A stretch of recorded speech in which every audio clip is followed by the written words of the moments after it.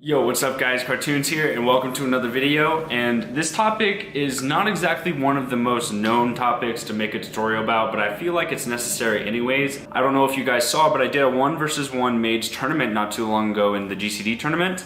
And I got to the very finals and I fought against Jhyve, which is known to be one of the best mages in the world for a very long time.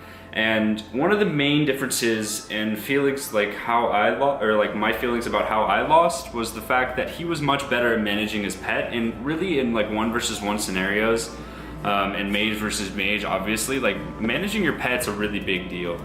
And I definitely want to kind of talk about this and explain what I've learned over the past couple days that I've been practicing this and really researching on, how I can get better at this, because this is something that definitely needs to be taught.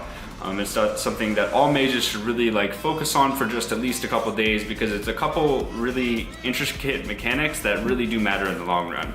When fighting high rated players, it's more about the small things that adds up over time.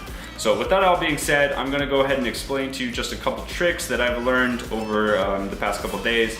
And I also have all of my binds set up so that I can control my pet's movement, because that's one of the main things that's really hard to do. Being able to control your pet's movement and have it going around where you want to is really hard, especially in the middle of a fight.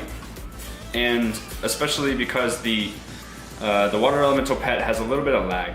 You can see right now, whenever I'm controlling the pet, you can see that it takes about a second for it to actually react, and I have a pretty good MS. I only have 11 latency, so I have my move 2 ability for the pet bound to control 2, and then I have a passive. It's usually always on passive. I have that bound to control 4. I really do like using the attack button, the pet attack, because I feel like that is your best way of going about controlling it and putting it on the right target, and having the water elemental attack or not attack based on whenever you're polymorphing. It really does kind of matter. So I have it on passive most of the time. Some people like to use assist. Assist isn't so bad either, but I take the extra step in controlling it while it's in passive. And then over here at control 6, I have my follow button. So this is wherever, if my pet's set to move in a certain situation, if I hit this button, it's gonna just come back straight to me and follow me around, right next to me, standing right next to me.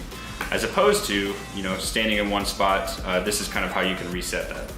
And last but not least, we have stay. So stay is where you can move your pet, and then you can just hit stay while it's in the middle of that path, as opposed to having to remove it around or whatever, or you could have it following you, and then you can just hit stay and it'll stay in one place. You can place it in the middle of the map, and that's how it works. So these are all the binds that I use for the pet. I've gotten rid of the other ones. Moving on from that, one trick that I did learn that's pretty cool is you can you can have your food, right? And apparently my my inventory is full because my backspace management is awful. But one trick that you can do is you can be eating, right? See, so I have the food buff going, and I'm getting my health back, right? In a certain situation, you can actually move your pet around the corner, Nova somebody, and then continue eating even though you're in combat in the top left corner.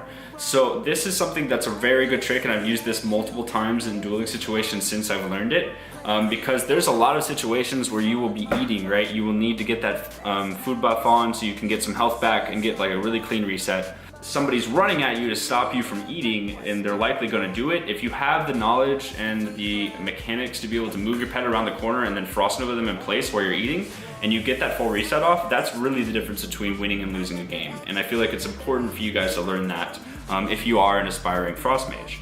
And last but not least, this is the main situation that I would run into whenever I was fighting Jhyve in the finals.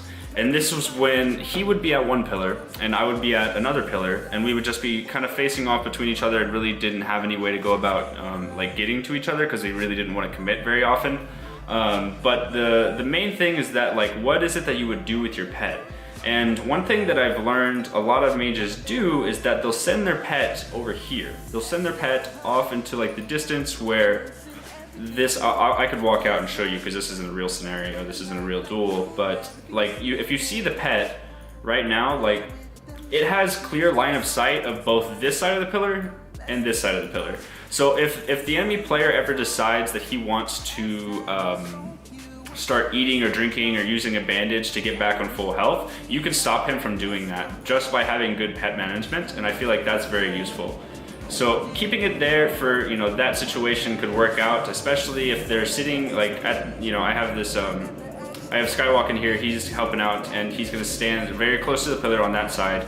And one thing you can do with your pet is you can actually move it around while you're sitting here eating, and if they're over there eating or trying to eat, trying to get out of combat so that they can eat as well and get a clean reset off like you're trying to do, what you can do is you can move your pet around and then you can Frost Nova them, and this puts them back in combat while you're eating so they cannot get their reset while you're getting yours. And that is like an extreme game changer for a duel. If you're able to get another mage in that situation where they have to like stay at low health while you get a free, you know, full like food buff, like that's really a big deal, and will definitely set you ahead in terms of cooldown management for like the rest of the duel. Yeah guys, those are just my quick tips for the Frost Mage pet management guide.